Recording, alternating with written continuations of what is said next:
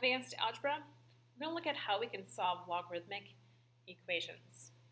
There's two different types of logarithmic equations that we're going to work with, just like there was two different types of exponential functions. So we see a log in there, so that's going to be the first indicator. Okay. So what we're looking at is that we're looking to see if every term has a log in it. And here, every term does have a log. So this is going to be our one version where we want to get it down to just one log on each side. So sometimes what we're going to have to do is we're going to have to combine. Okay. This could be the first step, and again, we might not have to do it. In this case, we do not have to do this, but combine to one log on each side.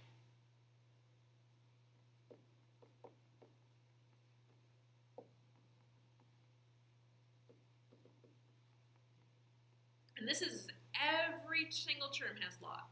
So every term has log. Every term has a log.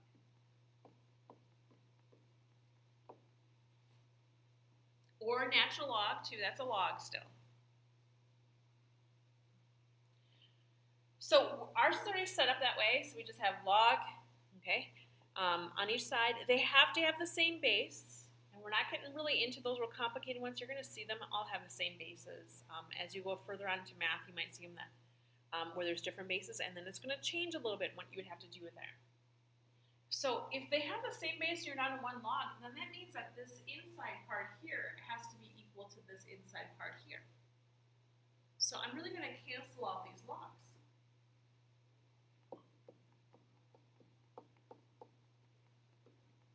I can only do one log on each side. I can't do two logs on one side, one on the other. I can't even do two on one side and two on the other side. I can just do one and one, and that has to be all that there is. So now I have the 4x minus 7 equals the x plus 5. And I'm going to solve this for x. So I'll subtract the x from both sides, so 3x minus 7 equals 5.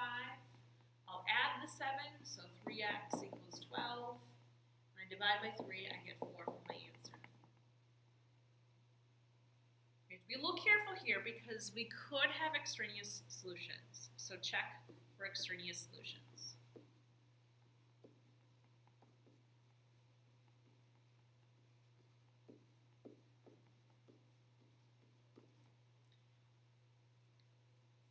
The reason why we could have extraneous solutions is I can't take the log of every number.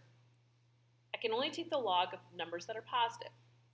Okay. Now x might not be positive, okay, but and there might even be some positive values of x that would not make this positive value that I'd be taking the log of.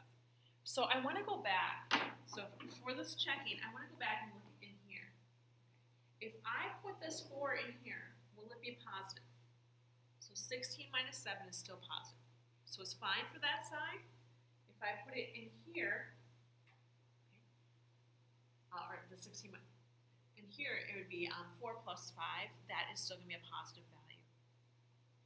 So they're positive in both cases. I know that this is going to be the same. I also see that they're both 9. So log base 5 of 9 would be, of course, equivalent to log base 5 of 9. Even if they're negatives and you have the same numbers, it's undefined there because you can't take the log of negatives and we would not have answers from that. So we really want to check for those extraneous solutions because you have a limited domain with logs. Exponential, there is not a limited domain, so that's why we don't have to worry about extraneous solutions. But with logs, there is. This is the simple one. Okay? The only way that's going to make this more complicated is sometimes when you combine to one log on each side, sometimes that makes it a little bit more complicated. But otherwise, this will be the easy one. Now let's look at the one that's more difficult. So I have two examples of that here. Both these examples, I have a term that's missing a log. So there's not log in every term. So I'm going to say log not in every term.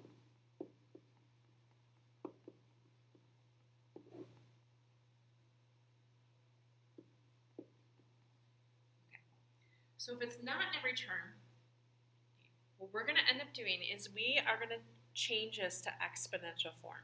That's going to be our big strategy. Change to exponential form is our big strategy. Okay? So in the other case, we were canceling out the logs. That was our big strategy. Sometimes we had some work to get there.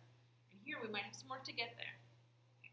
So first thing we want to do, okay, like the other one, is combine logs together if we can. So combine logs together. This first example here, we don't have any work to do for that. The second one, we're going to have to do some work for that. So the first one, since I don't have any work, I'm going to start with that one. So now I'm going to go to the next step. And what I'm going to do is I'm going to really I'm going to change this to exponential form.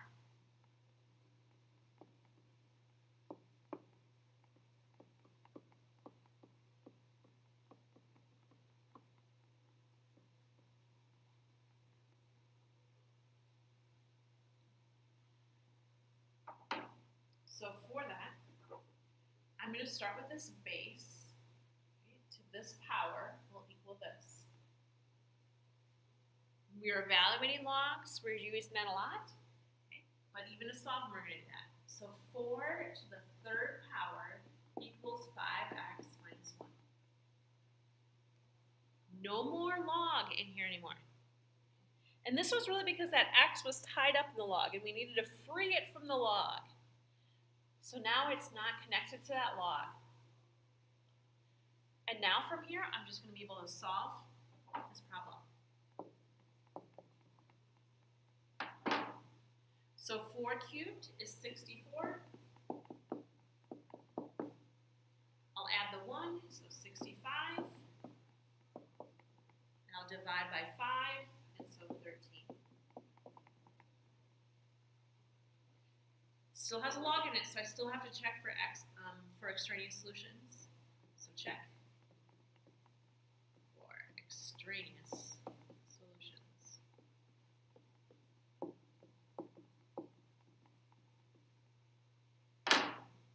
So if I was to put that 13 right in here, 5 times 13 minus 1 is definitely going to be a positive answer. So I know this will be extraneous. Now, if I made a mistake in it, then those two sides would not be equivalent, but it won't be extraneous. Now look at the next problem. Okay. I have to combine these two logs together. So using my properties of logarithms, that means I'm going to have to multiply the 5x and the x minus 1. So if I multiply them, I'm going to get a 5x squared minus 5x. And I just have that equals 2 on the other side.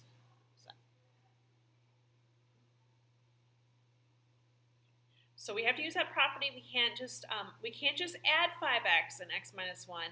We have to use our properties of logarithms, because to combine them, we multiply them together. Okay, next thing, we're going to change to exponential form. So my base of log, if it just says log, then my base is 10. It might be helpful to write that in. So 10 to the second power equals the 5x squared minus 5x. So 10 squared equals 5x squared minus 5x. Now we have to solve this. This one's a more complicated one to solve because this is now a quadratic equation. Okay. I might have to use the quadratic formula to solve it, or I might be able to factor this. I would really check to see if you can factor this. A lot of your problems will be factorable. So I'm going to square to make 100. Either way, I have to set this equal to 0. So I'm going to subtract the 100. I'm going to write it in order of 5x squared, then minus 5x, and then minus 100. So I have highest power going down. Now, if I didn't have that x term in there, this would be a lot easier. If the x squared is canceled out, it'd be a lot easier to solve too. So you'll see some cases like that too. So for this, now to make this a little bit easier, I see all these numbers divide by 5. If I divide both sides by 5, it's going to make this a little bit easier. I could still solve this without doing that, but might as well make this a little simpler. Now this one does factor. It's a simpler one to factor it now, especially since I just have 1x squared. Break into x and x. What multiplies to be negative 20 and adds to be negative 1? We have a negative 5 and a positive 4. So if I set this first one equal to 0, I would have x is a positive 5. When I set this equal to 0, I have a negative 4.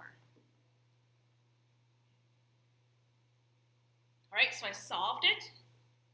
Okay. A lot more work to solve this one. Now I have to check for extraneous solutions. So in my original problem, I'm going to go back here. So here, I'm doing 5 times x. 5 times 5, that still gives me a positive number. And then if I put 5 over here, 5 minus 1 still gives me a positive answer. Okay, so 5 is going to work. If I put negative 4 in here, 5 times negative 4, that's a negative 1. I don't even have to check the other one. I know that that one is not going to work. Now, it is possible to have two answers. It's possible to have no answers. You could find out both of your answers are extraneous, even with factoring. Okay. You could find out you have just one answer. You could find out you have two answers. So it is important to check. There are times where negative answers for x are the valid answers. So it just depends on the structure of the original problem and how that's written. So there could be some negative values that would work out. So this pulls in a lot of skills from before. Okay. So you're really looking for, is there a log in every term? And then if so, that's our easy one where we'll end up canceling out logs. Or if there's not a log in every term, we're going to end up changing it to exponential form. So the bottom lines of our strategies. This takes practice, but it's definitely, make sure you look for the two different cases.